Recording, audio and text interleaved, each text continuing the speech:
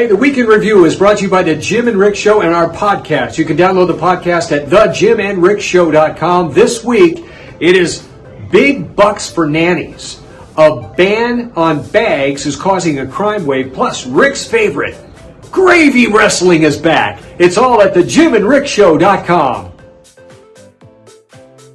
Hello, Lakeshore, and welcome to A Week in Review, where we take a look at some stories you might have missed this week. During their annual retiree breakfast yesterday morning, roughly 50 former workers and members of the Schwartz family, who founded Wisconsin Aluminum Foundry in 1909, watched on as CEO Shashin Shivaram and Manitowoc Mayor Justin Nichols broke ground on a $20 million, 55,000 square foot expansion. Not only did the retirees get to witness this groundbreaking, they were also gifted a book written by Carrie Trask, which details the history of the company, and they got a medallion forged in the very building they once worked. The artwork on the cover of the book was created by Jason Prigge of Coolest Coast.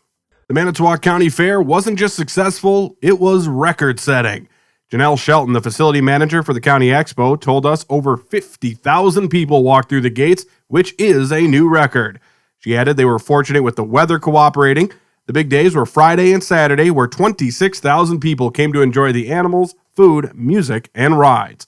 The dates for the 2023 County Fair are August 23rd through the 27th. 128 golfers showed up last weekend to help raise money for a young boy who's battling cancer.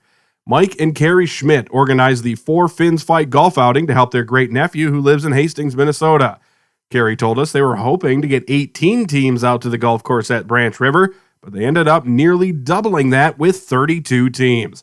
They were also surprised by the Pink Heels, who donated $1,000 to the family. And American Legion Post 477 out of St. Nazianz will be rededicating the historic Mimi Liberty Pole next week. The very first pole was erected in 1852, but it ended up being demolished by a sleet storm.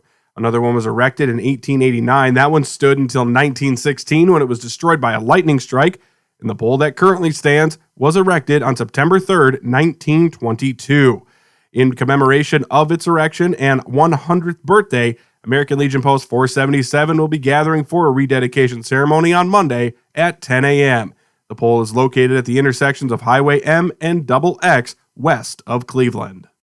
You can always find more local news online anytime at seehafernews.com.